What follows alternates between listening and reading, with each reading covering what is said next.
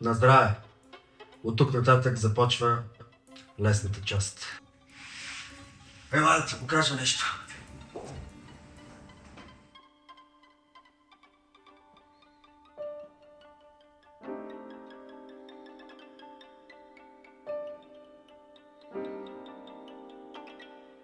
Виж, за още 4 години всичко това е наше.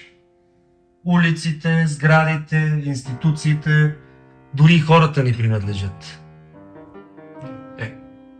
Хората, как така хората, нали? Те хората ни избраха.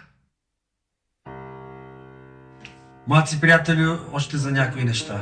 Живеем в представителна демокрация. Властта е наша, силата е в наши ръце и ние решаваме абсолютно всичко.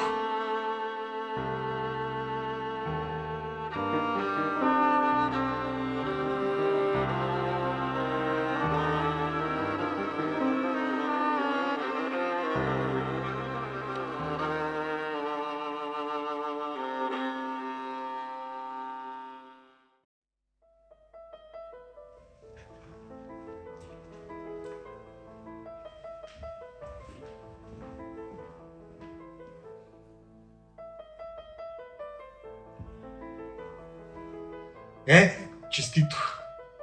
Бих искал да ти покажа нещо, ела.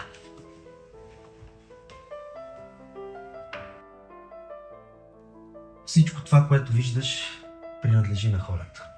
Улиците, сградите, институциите, че дори и ние им принадлежим.